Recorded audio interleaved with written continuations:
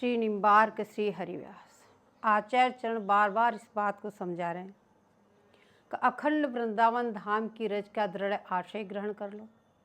उसके बाद में निरंतर मानसिक, वाचिक और कायिक सेवा में लगे रहो। उनको यथावत करते हुए अब आपको निकुंज में निरंतर रहना है। तो कैसे रहना है उसको बताया। निरंतर बोले अपने प्रियालाल को आगे करके पीछे पीछे आप चलो।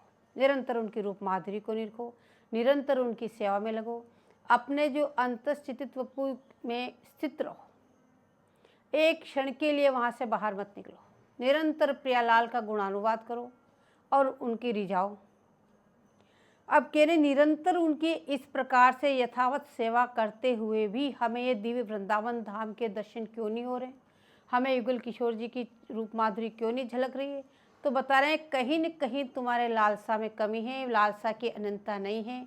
दृढ़ अनंतता का पालन करते हुए यदि आप इस प्रकार से एकमात्र प्रियाचरणों की लालसा को हृदय में धारण करके उनकी यदि आप उपासना करेंगे तो निश्चित रूप से यही वृंदावन आपको दिव्य वृंदावन के रूप में दर्शन होगा। अब आपको निरंतर अपने सखी स्वरूप में स्थित रहना है। वो स्थित कैसे रहना है उस बात पे आचार्य चरण बता रहे हैं। बोले उसमें आपको काम वासना का त्याग करना होगा, निरंतर प्रियालाल की आपको सेवा करनी होगी, तब आपकी स्वरूप में नित्य स्थिति रह सकती है। जब आपको यही भान है निरंतर मैं प्रिया की सखी हूँ, प्रिया की दासी हूँ, प्रिया के अलावा और मेरा किसी से कोई संबंध नहीं, तो और कोई क्रियाएं चेष्टाएं होगी नहीं। जब निरंतर आपका भाव प्रिया दासी के रूप में हो जाएगा तो निरंतर आप निकुंज में स्थित रहेंगे, वहां से आप बाहर निकलने की स्थिति में नहीं रहेंगे। अब आचार्य चरण कह रहे हैं, बोले निरंतर इस प्रकार से करते हुए बोले जो आपको किंकरी रूप मिला वो कोई साधारण रूप नहीं है। क्यों? प्रिया की प्राप्ति एकमात्र किंकरी रूप से ही होती है। जब तक किंकरी स्वरूप नहीं तब तक प्रिया की प्राप्ति नहीं। तो सर्वोत्कृष्ट स्वरूप आपको मिला है कि आप उनकी दासी बने। तो इस स्वरूप को बार बार संभाल के रखना, जैसे पुत्रीन को पलक संभाल के रखती है, ऐसे अपनी स्थिति निरंतर प्रिया जी के पास में रखना। तब वही आपका ये अंतःचिंतित वपु है वो सिद्ध होगा। अब निकुंज की सारी सेवाएं अपने करनी है। अब इतना सब कुछ करने के बाद अब आचार्य चरण बता रहे हैं कि बोले आप निरंतर सखी भाव में कैसे स्थित होंगे, उसके लिए भी खूब अच्छी तरह से आचार्य चरणों ने समझाया। अब कह रहे हैं कि ऐसे आप मानसिक, वाचिक और कायिक सेवा में परिपूर्ण होके निरंतर आपकी स्थिति प्रिया के पास है, आप निकुंज में है, तो उसके आगे आपको आगे की सेवा मिलेगी। इन सेवाओं में पास हो जाने पर बोले आगे की सेवा मिलेगी। क्योंकि वस्तु जितनी ऊंची है, जितनी सर्वोत्कृष्ट है, उतनी ही साधक में शूरवीरता होनी चाहिए। और जब तक किंकरी भाव सिद्ध होगा तभी ये वस्तु आपको प्राप्त होगी।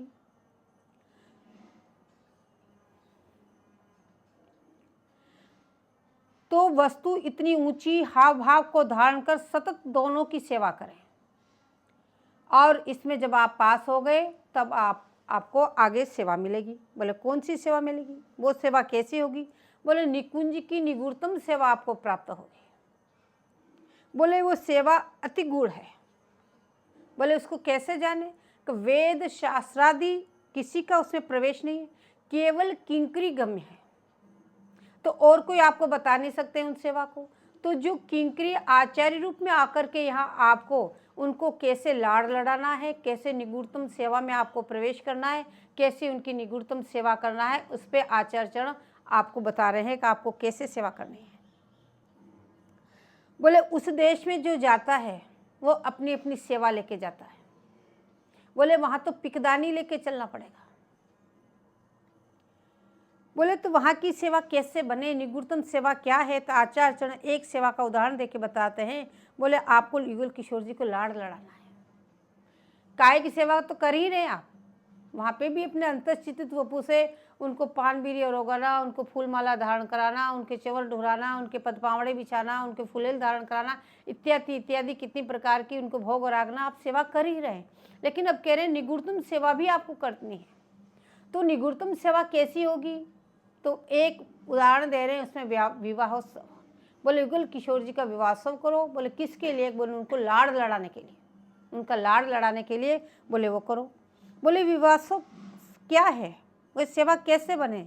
तो कह रहे प्रथम समागम रंग बढ़ावे, सो विहार विधि ब्याह कहावे। बोले नित्य नवनवायमान उमंग में जो दोनों खेल खेलते हैं उसी का नाम ब्याह है। सखिया इनको खेल खिलाती है तो इनको खेल खिलाओ।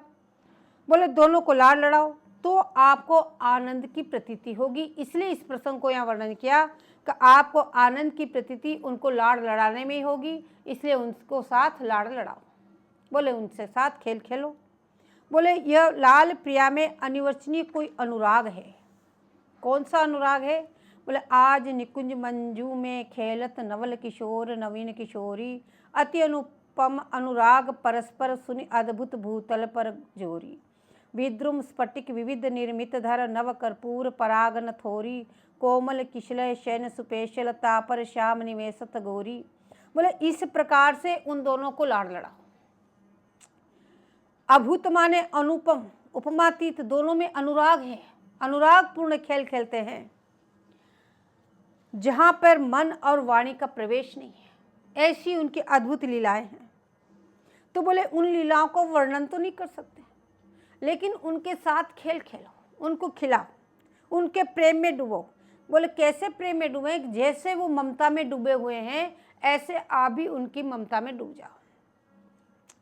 वो निरंतर ममता में डूबे रहते हैं। बोले यह प्रेम की स्थिति केवल शिव वृंदावन में ही है, अन्यत्र ये स्थिति आपको कहीं नहीं दिखाई देगी कि वो दोनों प्रेम रसलीलाओं में कैसे डूबे हुए हैं। बोले ये स्थिति केवल वृंदावन मात्र में है। बोले कैसे डूबे हैं कि जब नाम मात्र में इतने डूब जाते हैं, प्यारे जी का नाम का गुणानुवाद करने में ललन इतने निमग्न हो जाते हैं, तो लीलाओं की तो क्या कहना।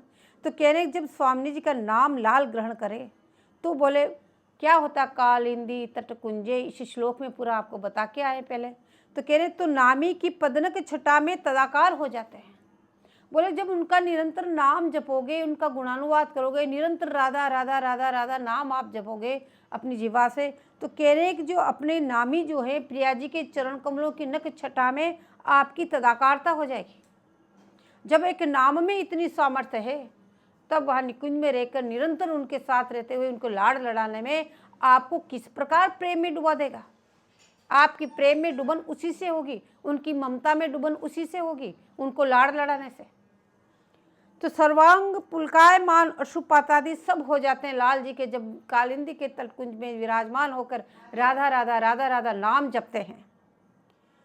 तो राधा राधा रटते रटते श्री लाल जी विहल हो जाते हैं, विहल होके वंशीवट पहुंचते हैं। वहाँ एक लता निकुंज में विराजमान होके योगेंद्र की तरह ध्यान धरते हुए राधा राधा राधा नाम रटते हैं। बोले और ऐसे पुलकायमान हो गए, नेत्रों से अश्रुजल टपक रहे हैं। बोले वो अश्रुजल टपकते टपकते बोले समस्त भूमि को सिंचन कर दिया उन्होंने। बोले ऐसे पुलकायमान हो गए, उत्कट भाव से दोनों के विग्रह में उदय हो गए। जब ये स्थिति ललन की देखी तो सखी ने जाके प्यारी जी से कहा, बोले जाके निहारो तो सही नवरंगी लाल को कि उनकी क्या स्थिति है। जब प्यारी जी आई तो प्यारी जी भी उस नाम में डूब गई, सखियां भी उस नाम में डूब गई, दोनों ही प्रेम विहल हो गए। यदि कोई शिवयुगल नाम ले तो उसमें भी सात्विक भाव उदय हो जाते हैं। यदि इस प्रकार से कोई राधा राधा नाम जटे या युगल युगल नाम का नाम जपे तो बोले उसमें भी ये सात्विक भाव निश्चित रूप से उदय होगा। बोले राधा माधव का जो स्वरूप है, बोले श्री स्वामी जी को रिझाने के ताई जो जो लक्षण लाल में है, बोले वो सब प्यारी जी को रिझाने के प्रति है। उनमें रूप विलास प्रीति के लक्षण आदि गुण जिसे प्रिया को रिझाते हैं, इसीलिए वो माधव है। इसलिए उनका नाम माधव है, एक निरंतर प्रिया जी को रिझाते रहते हैं। उन दोनों की प्रीति से स्वसुख की गंध नहीं। बोले तो फिर क्यों ये लीला विलास करते हैं और क्यों सखियां लाड़ लड़ा रही है। बोले एकमात्र रसिक जनों को सुख देने के लिए, समस्त को रस दान करने के लिए इस प्रकार से कर रहे हैं। और वे परस्पर एक दूसरे के नाम लेके एक दूसरे के नाम में डूब जाते हैं। बोले इस प्रकार से तुम भी उनको खेल खिलाओ। बोले विवाह करके सखियां कौन सा सुख प्राप्त कर रही है। बोले इस विवाह सुख में लाल को बार बार राधा राधा नाम जपा रही है, प्रिया को बार बार कृष्ण कृष्ण नाम जपा रही है। दोनों की कुमारता प्रीति और उज्ज्वलता सदा अखंडित रहती है। दोनों नव किशोर अखंडित है, किशोर अवस्था इनकी अखंडित है, इनकी सुकुमारता अखंडित है, नित्य नव नवायमान है। पर जब सखी दोनों को लाड़ लड़ावे, इनको बड़े लाड़ प्यार से इनको प्यार करे, वे विवाह आदि अनेक उत्सव करें, होली डोल उत्सव जितने भी उत्सव करें, तो उन उत्सव में तो वो किशोरावस्था का ही वर्णन करती है, लेकिन जब विवाह सुख का उत्सव का वर्णन करती है उसमें कहती है कि कुमार शब्द का प्रयोग करती है कि दोनों कुमार हैं। इसमें बोले रस विलसन में किशोर शब्द का प्रयोग करती है। उज्ज्वल कुमार अवस्था बताकर विवाह सुख का सखियां वर्धन करती है। वह उज्ज्वल कुमार भाव से दोनों सेवित है। वृंदारण्य नव प्रसून निकुंज मंदिर में गुण शेषव खेल खिलाती है सखिया, उनको लाड़ प्यार करती है। इसमें इतना आनंदित होती है सखिया उन दोनों को लाड़ लड़ा के। बोले ऐसे तुम भी लाड़ लड़ाओ। आचार्य चरण बार बार इस बात की विनती कर रहे हैं, हम उनका विवाह सुख कब करेंगे, हम इस सुख को कब देंगे, ऐसा कौन सा दिन होगा जब हम भी उनका विवाह सुख करेंगे।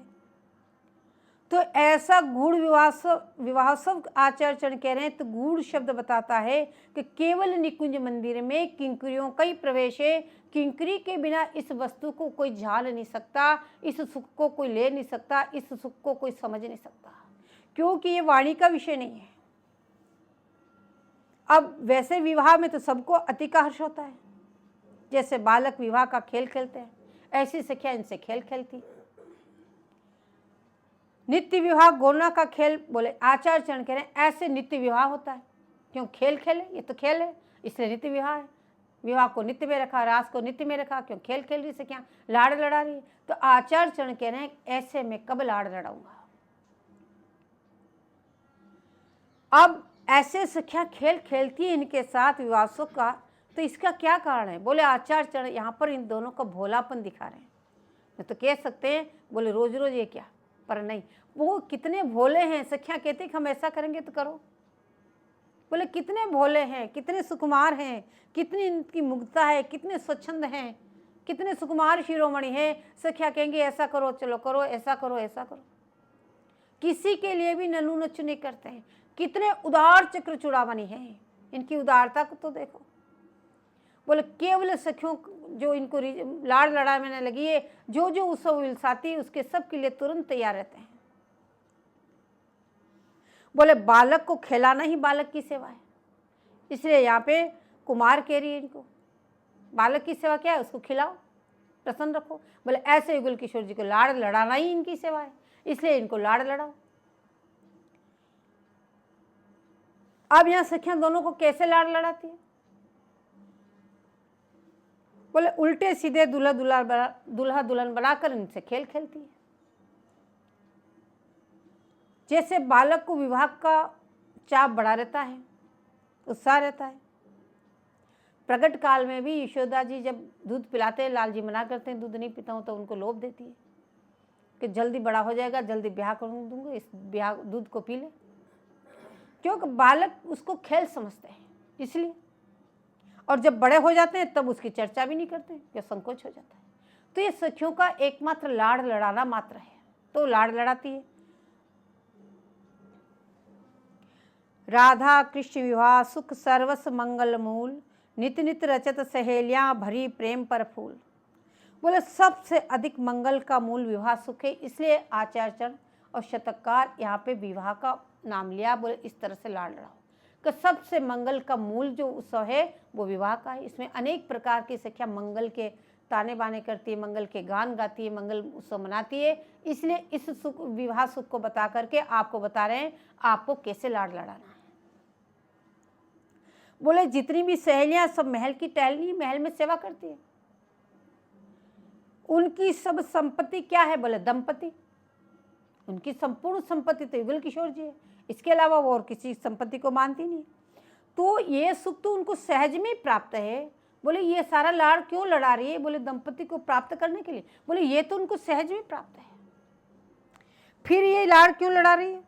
बोले ये तो नित्य दुल्हे नित्य दुल्हने पूर्ण किशोर अवस्था के है, सज्जानंद घन स्वरूप हैं, इनको तो ये बनाने की भी आवश्यकता नहीं।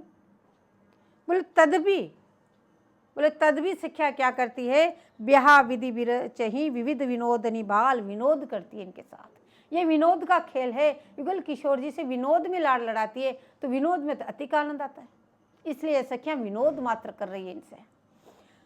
बोले अद्भुत ब्याह विनोद में भीज रहे रसरंग, भीजी ब्याह विनोद रस रस सहरिन बाल, कहत सबे आवो अली लड़वे दौला। बोले आज युगल किशोर जी से विनोद करेंगे और विनोद करके इनको दोनों को लाड़ लड़ाएंगे। तो विनोद का सुख है, ये विवाह का सुख क्या है? विनोद का सुख है। बोले आपको भी अपने अंतर्चितित वपु से वहाँ स्थित रह करके इस प्रकार से युगल किशोर जी को लाड़ लड़ाना है। बोले कैसे लाड़ लड़ा रही है सखियाँ? जब विवाह की जब सबकी इच्छा होती है। बोले ये सुख कब लड़ाती? जब सब सखियों की इच्छा होती है कभी युगल किशोर जी से विनोद करेंगे, इनको लाड़ लड़ाएंगे, तब इसकी रचना करती है, तब ये सखिया उत्सव मनाती है। तो निकुंज मंदिर में मंडल सजाकर दोनों का ये विधान करती है, दोनों को भावरिया पढ़ाती है, उलट पुलट श्रृंगार करती है, इनके साथ विनोद करती है।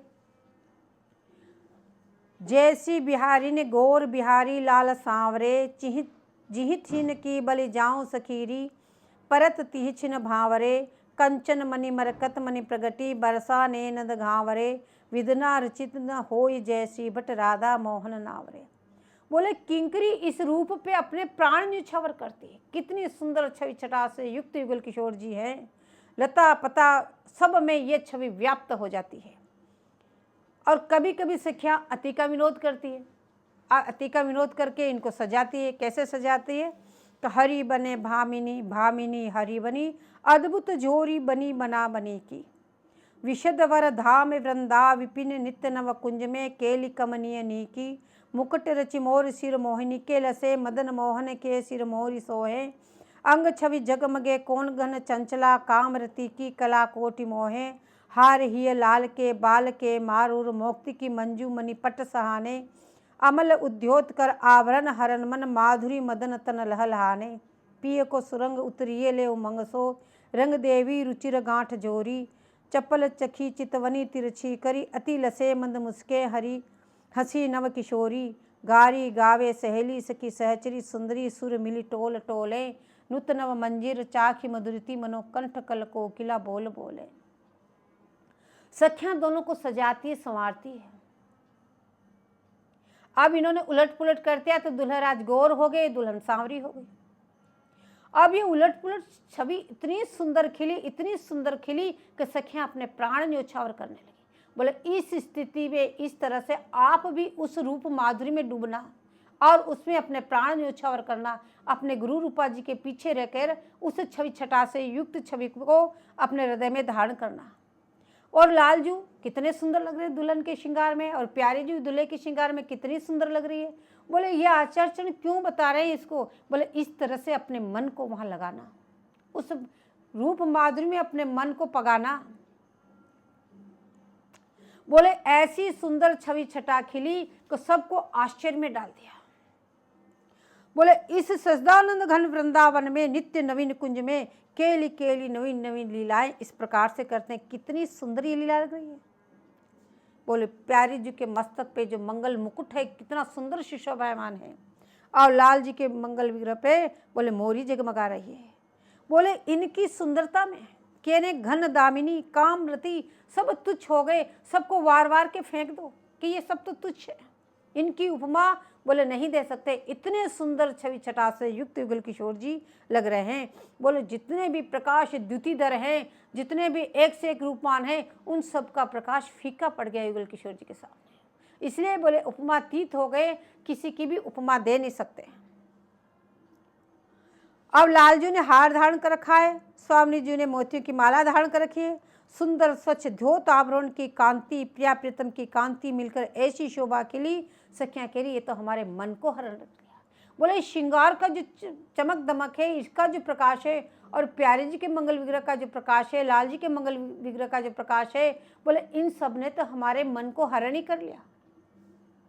अब जब वहाँ सखियां निरंतर इस बात को कह रही कि हमारे मन चित्त सबको हरण कर लिया, तो यदि आप भी वहाँ पे अपने गुरु रूपा जी के साथ में अंतस्थित वपु से मास्थित रह के इन छवि छटाओं का दर्शन करेंगे तो क्या आपका मन हरण नहीं होगा? बोले निश्चित रूप से होगा। इसलिए आचार्य चरण कह रहे आप कोई निगूढ़तम सेवा में आपको इस तरह से उस छवि छटा को अवलोकन करना है। यद्यपि वो सेवा भी करनी है, लेकिन वो सेवा वाणी का विषय नहीं है, इसलिए आपको यहाँ पे बताया नहीं जा रहा है।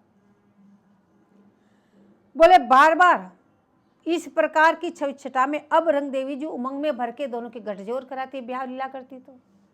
तो अब लाल जी की दुल्हन बनाए तो उनको घूंघट की आदत नहीं, तो बार बार खोलते हैं वो, तो सखियाँ उनको रोकती, ऐसा नहीं। बोले ऐसे सखियों का विनोद बढ़ता जा रहा है, क्योंकि विनोद कर रही सखियाँ, तो ऐसे विनोद में डूब रही है। तो आचार्य चरण कह रहे हैं, बोले तुम भी ऐसे मन मंद इस प्रकार से मंद मंद मुस्कुराती हुई स्वामी जी के दर्शन करते हुए इसी विनोद में तुम भी डूब जाओ। जब लाल जी इस तरह की लीला करते हैं तो प्यारी जी मंद मंद मुस्कुराती है। तो बोले इस प्रकार की छवि छटा में तुम भी डूब जाओ। अब इन छवि छटा को देख के सखियाँ अपने प्राण न्यौछावर करती है। अब दोनों को गारी गाती है। तो कह रहे क्या शोभा मिली कि जैसे इतनी सारी कोकिला एक कंठ स्वर से एक साथ गाने लगी। बोले ऐसे विवाह सुख का भावना करके आचार्य चरण विनती करते, हे स्वामी जी ऐसा कौन सा दिन होगा जो मैं भी इस सुख को प्राप्त करूँगा, या इस आपको इस तरह से लाड़ लड़ूंगा, आपसे इस तरह से विनोद भरी लीलाएं करूँगा, ऐसा कौन सा दिन होगा हे स्वामी जी। बोले सभी आचार्य एक ही मत से सब ऐसे गाते हैं, कोई क्रीड़ा गाते हैं, कोई रास मंडल गाते हैं, तो कोई विवाह सुख गाते हैं। बेदी पुलिन बिराज ही मंडप बेलित तमाल, नचो किदो यह रचो है ब्याह बिहारी लाल। श्री ब्रजराज के युवराज मानो ब्याह वृंदावन रचो, पुलिन बेदी बिराज दंपति देखी देखी सखी मन सचो। वे पुरोहित ऋचा उचारत बेली तमाल मंडप खचो, जय श्री भट्ट भावरी परत नटवर अंक माल प्रिया संग रचो।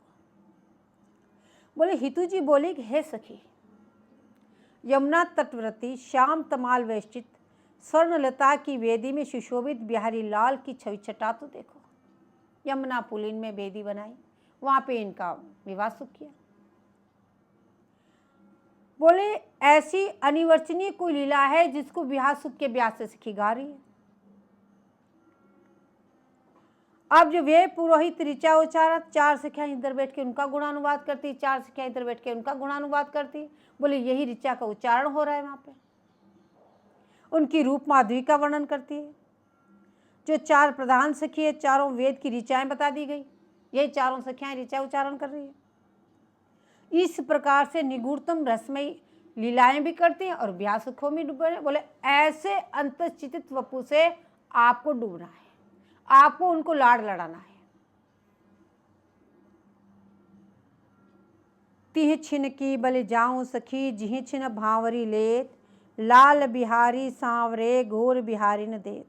जैसी बिहारी न घोर बिहारी लाल सांवरे, तिह छिन की बल जाऊं सखीरी परत तिह छिन भावरे। कंचन मणि मरकत मणि प्रगति बरसा ने नंद गांवरे, विदना रचित न हो जय श्री भट्ट राधा मोहन नावरे। बोले इस प्रकार से इनके विवाह सुख को देख के सखियां बार बार बलिहारी जा रही है, अपने तन मन प्राण न्यौछावर करती जा रही है। और इस छवि छटा से अनुपम छवि छटा को देख कर सखियां बार बार अपने प्राण न्यौछावर कर रही है।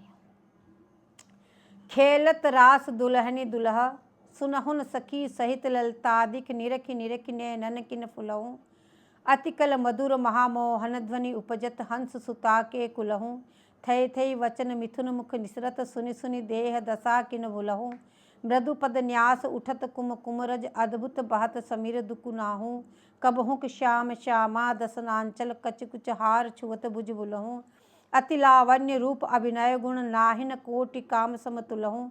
भृगुटि विलास हास रस बरसत जय श्री भट्ट जय श्री हित हरिवंश प्रेम रस भुलहूँ। रास भी हिंडोला भी इन सब में भी विवाह सो सुख बोले परम मंगलकारी है।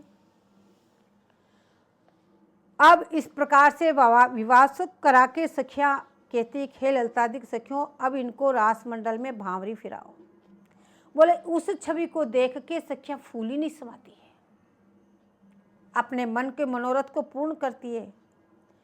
इनके नुपुरों से अति मोहन ध्वनि निकल रही है, जैसे जैसे वो चरण विन्यास करके चल रहे हैं। यमुना कुल में दोनों बड़े मधुर लग रहे हैं। इनकी दशा को देख करके बोले सखियां अपनी दशा बिसर गई, ऐसी रूप माधुरी में तुम भी डूब जाओ।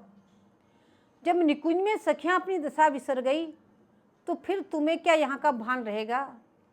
तुम भी तो वहाँ पे निकुंज में अपने गुरु रूपा जी के पीछे खड़े हो, निरंतर उस छवि छटास से युक्त हो, उस छवि के दर्शन कर रहे हो। तो बोले ऐसे रस में तुम भी पक जाओ, ऐसे उनकी इस विनोद भरी लीलाओं में तुम भी डूब जाओ।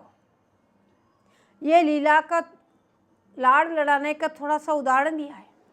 बोले इस प्रकार से तुम भी डूबोगे तो वही तुम्हारा लीला में प्रवेश होगा। तुम निकुंज की सखी बनना चाहते हो तो क्रमबद्ध तरीके से बताया कि सबसे पहले अनंता को धारण करते हुए वृंदावन धाम की रज का दृढ़ आशय ग्रहण करना होगा। और वृंदावन रज की दृढ़ आशय ग्रहण करने के बाद आपको कायिक, वाचिक और मानसिक सेवा में तल्लीन रहना पड़ेगा।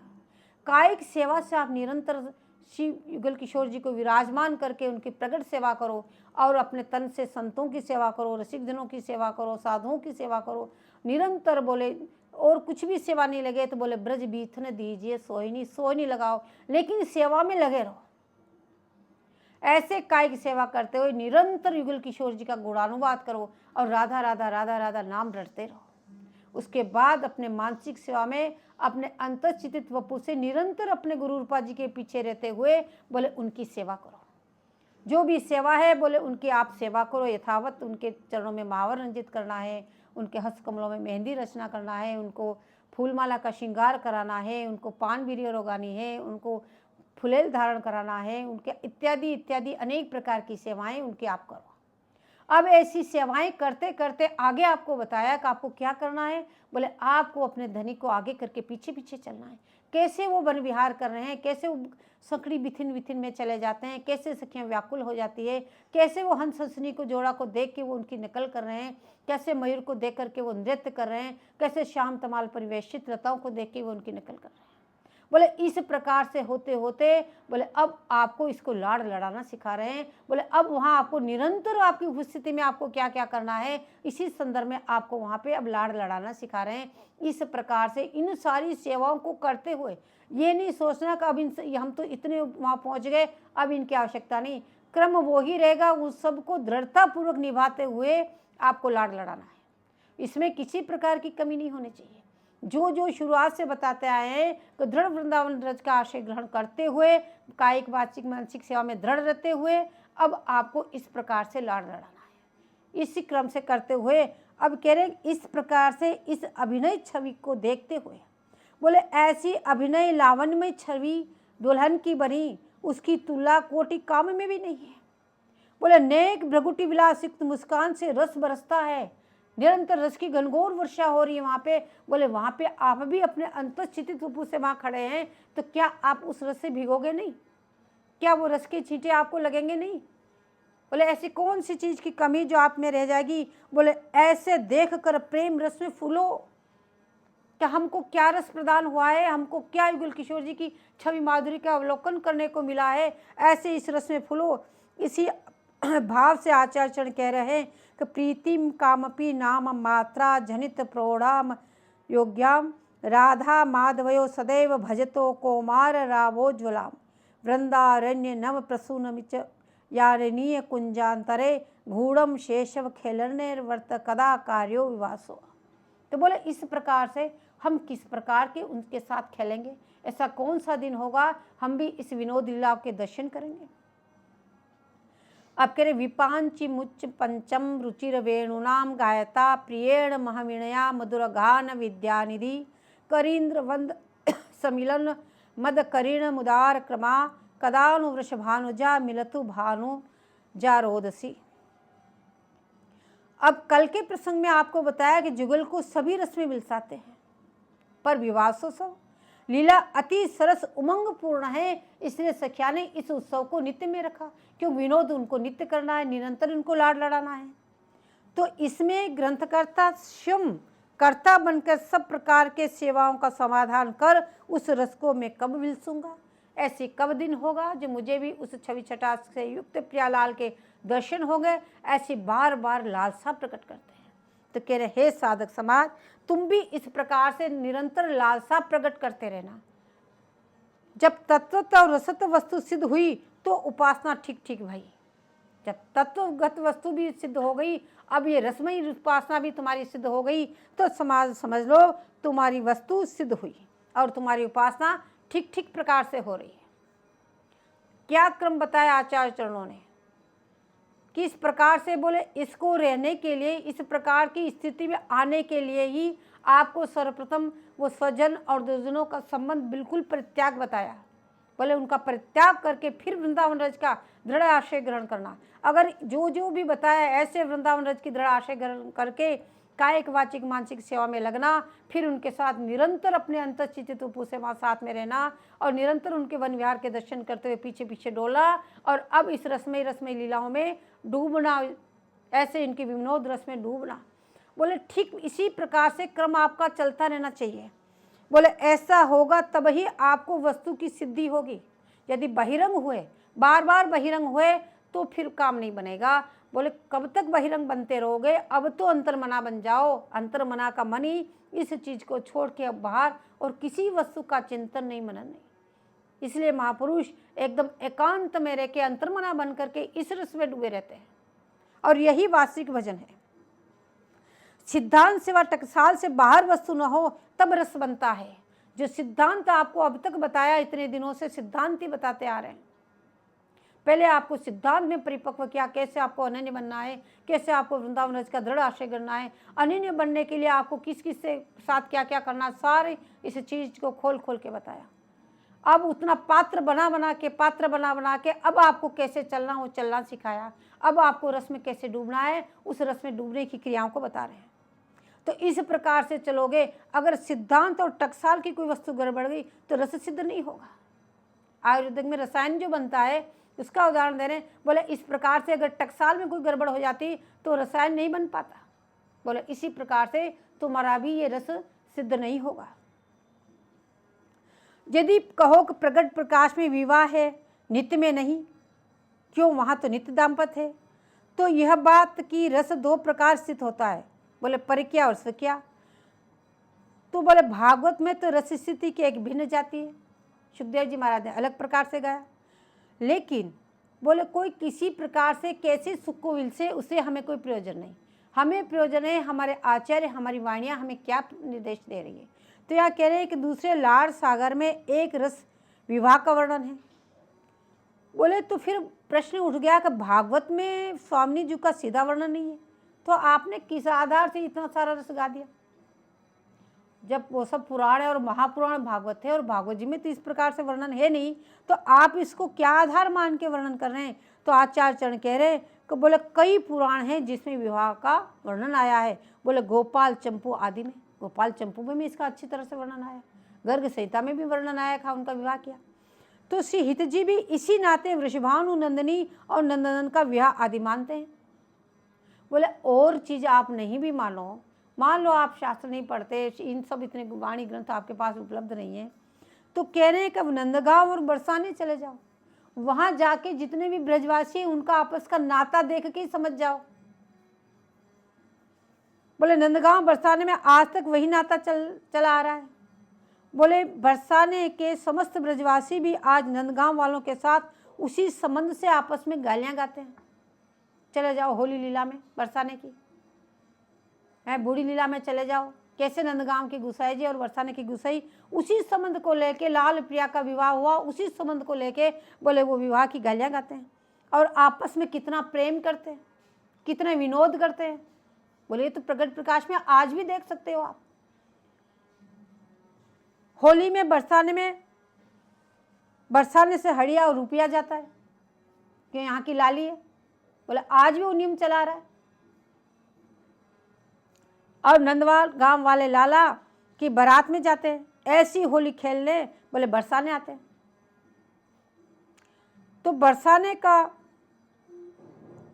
एक ब्रजवासी सामान खरीदने कोसी गया।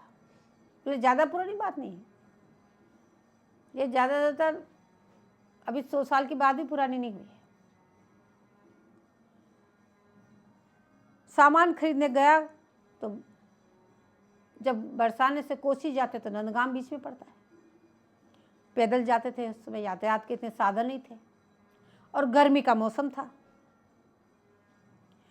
तो सामान खरीद के लौट रहा था, तो नंदगांव में आकर के वो अत्यंत प्यासा हो गया। बहुत प्यास लगी उसको, बहुत जोर के। अब प्यासा हुआ तो अब पानी कहाँ पिए। अब देखे ये तो नंदगांव की सीमा आ गई।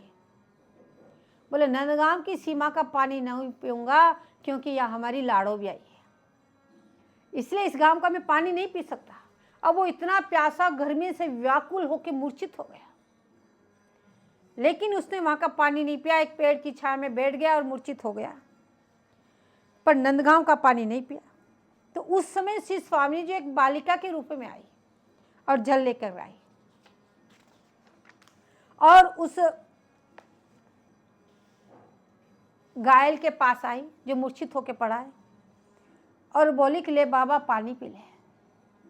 तो मना कर दिया, बोले यहाँ हमारी लाड़ो ब्याई है, मैं यहाँ का पानी नहीं पी सकता।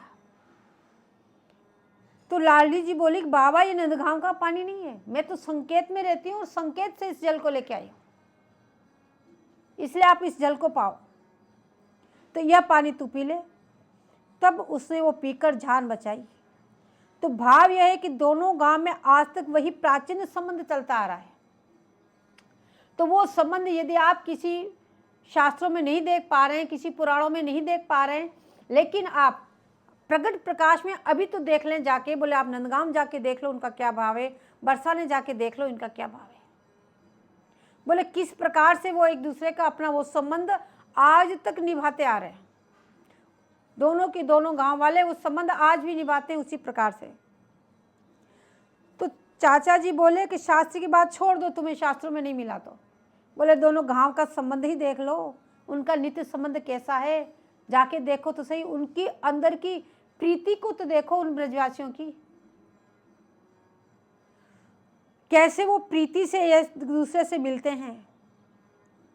बोले भागवत में तो क्वचित स्थान में अलक्षित रूप से स्वामी जी का निर्देश किया। बोले निर्देश तो किया, लेकिन अलक्षित रूप से किया। बोले क्यों, क्या कारण बना। बोले सुखदेव जी महाराज अपने प्राण रथ को उस सभा में प्रकट नहीं करना चाहते थे। जिस सभा में वो विराजमान थे उसका कोई और ही प्रयोजन था, और ये सुखदेव जी महाराज की प्राणों की सजीवन बूटी थी, वो प्राणों का रत्न था, इसलिए इस रत्न को छिपा दिया, इस रत्न को उस सभा में प्रकट नहीं किया।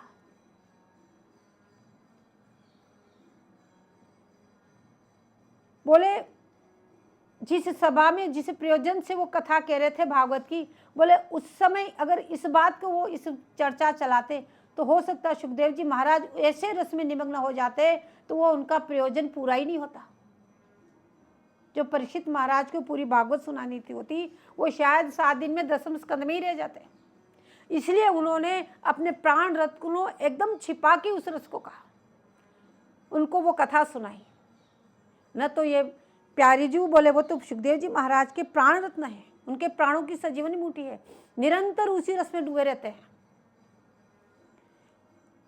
तो इसलिए उन्होंने उसको छिपा दिया। अब नित्य में विवाह का क्या प्रयोजन। बोले चलो आप प्रकट प्रकाश में ये बात करें, ठीक है, प्रकट में विवाह किया। हालांकि चाचा जी ने बहुत जोर जोर से इस विवाह को गाया है, और विवाह के साथ साथ ये भी बताया, जैसे इधर नंदगांव से बारात गई और वहाँ प्यारी जी से ब्याह हुआ। जब बारात लौटने लगी, प्यारी जी लौटने लगी, तो 8वें सखियाँ मूर्छित हो गई। तो नंदगांव वाले डर गए, कभी ये क्या हुआ, प्यारी जी की सखियाँ इनके साथ में चल रही। तो बोले कब उनके साथ में जाने के लिए मूर्छित हो गई, सखियाँ ने छोड़ा कि हमारा वियोग हो जाएगा। तो उस समय गर्गाचार्य जी ने इस बात को बताया कि ये प्यारी जी से एक क्षण के लिए अलग नहीं रह सकती, इसलिए इनका विवाह प्यारी जी के चरणों से कर दो और इनको साथ में भेज दो। तो हूबहू पूरा का पूरा वर्णन उसमें है। तो प्रकट प्रकाश में भी विवाह हुआ, और नित्य में, बोले नित्य में तो रस वर्धन करने के लिए, रस का वर्णन करने के लिए और सखियों का विनोद करने के लिए इस विवाह को आचार्य चरणों ने गाया। उल्लास रूप से महानुभाव उस रस का वर्णन करते हैं, जैसे होरी में वर्णन करते हैं, हिंडोले में वर्णन करते हैं, ऐसे इस विवाह सुख में भी वर्णन करते हैं। नित्य अष्टकाल सेवा के बाद बोले विवाह सुख विलसाय करके शयन कराते हैं। बोले आपको नित्य अष्टकालीन सेवा तो नित्य में करनी है, लेकिन विवाह सुख को भी नित्य में रखा। इसीलिए आपको ये बात बताई कि अब आपको निरंतर उनकी सेवा में लगे रहना है, निरंतर उनके साथ घूमना है, लेकिन घूमते घूमते भी आपको इस रस का भी चिंतन करना है। इस रस में डूबन होगी और इस रस से ही आपको डूबन होगी और निरंतर वहाँ की स्थिति रहेगी। लेकिन कब? जब आप सखी भाव को सिद्ध कर लेंगे। सखी भाव कैसे सिद्ध होगा वो आपको पहले बताया है कि निरंतर अपने स्थिति में रहने से, सांसारिक सारे संबंध तोड़ के निरंतर अपने स्वरूप स्थिति में आप रहेंगे, तब आपको ये सखी भाव सिद्ध हो जाएगा। सखी भाव सिद्ध होकर निरंतर उनके साथ में रहना है और फिर उसके बाद में आपको ये रस प्रवेश मिलेगा। इस विवाह के विनोद सुख को आपको प्राप्त मिलेगा। इसलिए आपको इसी तरीके से इस रस में डूबना है। जय जय श्री हरिव्यास।